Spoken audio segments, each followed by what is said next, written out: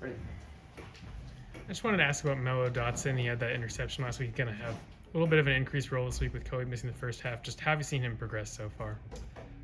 Yeah, I think Mel's done a really good job. He's playing with a lot more confidence. He's trusting his ability, trusting his technique, and he's been able to play a lot closer to players than maybe he had in the past, or at least a little bit closer. And I think that comes through experience and confidence and just trusting. So yeah, he's done a really good job, and yeah, he won't have necessarily a bigger role. He'll have a key role as he always does, but because he and Kobe obviously played same time opposites. So, but counting on him like everybody else, and next man up and step in, and we'll go.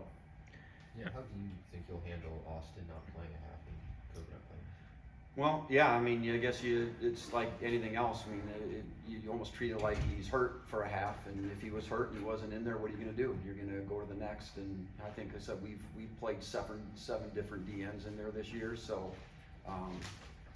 so now we're maybe we're down to 6, and obviously it's unfortunate for Austin.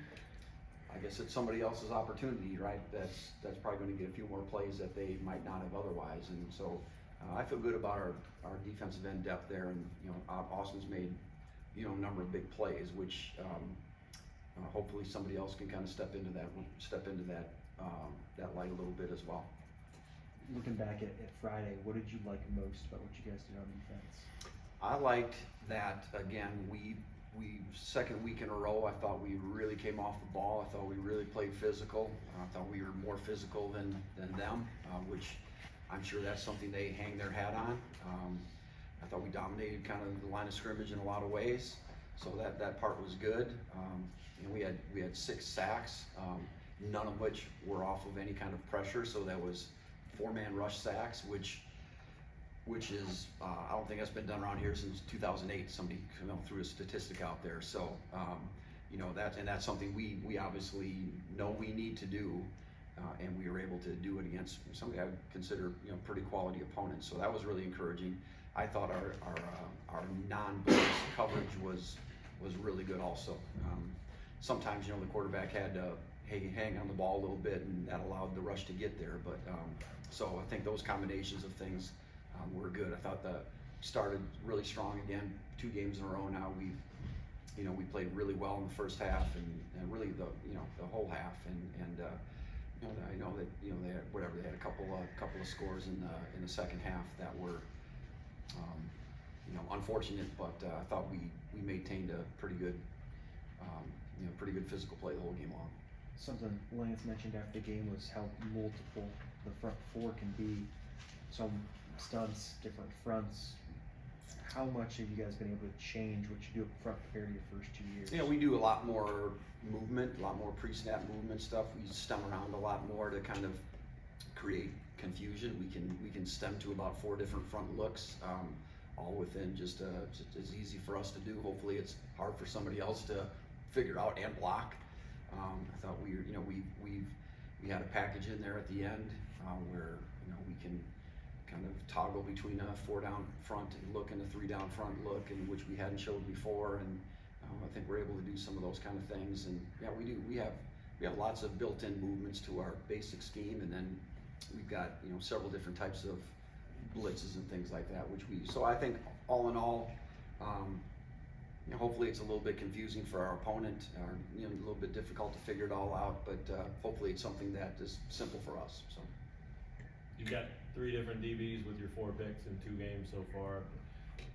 What does that say about that unit, and also just I would imagine you'd like to have 7 or 8 guys with interceptions by the end of the season. Yeah, I know. If we can get 2 a game, I don't know that we'd be too unhappy with that, right? And they're all our corner position. Those guys they're doing a really good job out there, and but 2 of those 4 interceptions, there was somebody else that actually had their hand on the ball first.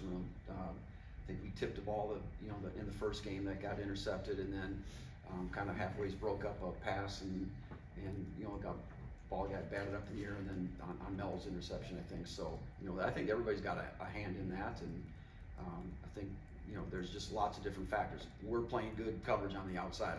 I feel good about that, but I think sometimes there's reasons why throws happen as they do. Maybe it's making the quarterback, changing the rhythm, changing the timing, get off his spot, panic a little bit, play too fast and throw a ball he shouldn't. So that all kind of works together. So if we can keep doing those things, I think we're doing a really good job of creating, again, what we call havoc, disruption, tackles for lost, sacks, and pass breakups, and caused interceptions. And you start quarterback hurries, when you start adding all that stuff in there together, I think we're amongst one of the top teams in the country at that right now after 2 games. So that's certainly a positive step for us, and if we can keep doing that, I think we'll force offensive mistakes, and hopefully more interceptions will keep coming. Ryan, what do you see from Nevada? Well, they're still probably trying to find it a little bit after a couple of games. I do know this, they've started both games pretty well. They went right down the field and scored against USC. They've been able to throw long ball, each game, effectively. Completed some of those. I'm kind of really worried about they have a good screen game. Lots of different types of screens, various formations and looks and things like that. If they're going to watch film, they'd see last week against Illinois, we didn't probably defend the screen very well. So, we've got to spend some time on that. And I think those are plays I'm sure that they would think that they could probably get on us. I think I don't know that their personnel is overwhelming. The quarterback, number 2, I think he's legitimately, he played for Colorado a couple years ago. So I think he's got a good arm, and he's pretty elusive back there.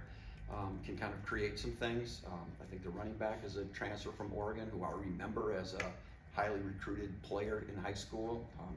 If he gets a little bit of space, he can do it as well. And then they've got a little receiver that they target him a bunch, and he's small, but he's really quick. I think he's good accelerator and things like that. So again, I'm sure they're going to have a plan to try to get him the ball in various ways and let him do his thing in space. So I mean, they've got some personnel that we got to pay attention to. But as I told our guys this morning, it's cliche-ish, but it's true. It's every week there's a new opponent. We're the only constant every week, so we need to keep playing to our standards, our expectations. We need to keep improving.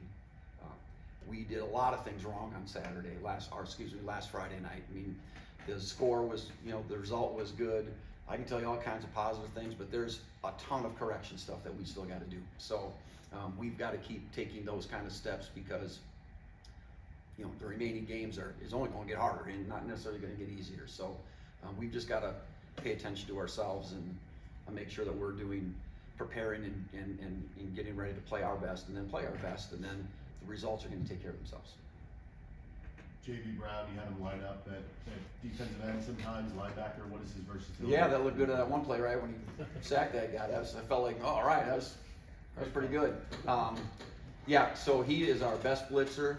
We tried out some of our linebackers at pass rushers, and he was amongst the best guys doing that. So we knew we kind of wanted to put this package together, so that we could not always have to, you get in a 2-minute situation, and you're not always able to change personnel, and there's certain things that I kind of like out of 3 down front. There's certain, obviously we play mostly 4 down front, but to be able to change that up a little bit and have some different calls, so that's a way that we can do it. And so he's an effective blitzer. He's an effective pass rusher.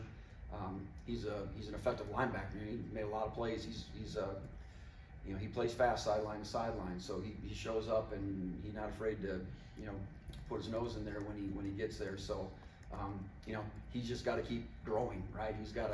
He hasn't been here all that long, quite honestly. So in terms of, he's got a huge learning curve ahead of him about certain things, but I think he gives us kind of a dynamic little punch of versatility with all the things that he can do. You sense the focus is pretty good from the guys. You had a Big Ten opponent last week. Conference play starts next week. It'd be easy for this one to kind of get shuffled in there in the middle. Yeah, I think you're right. I have not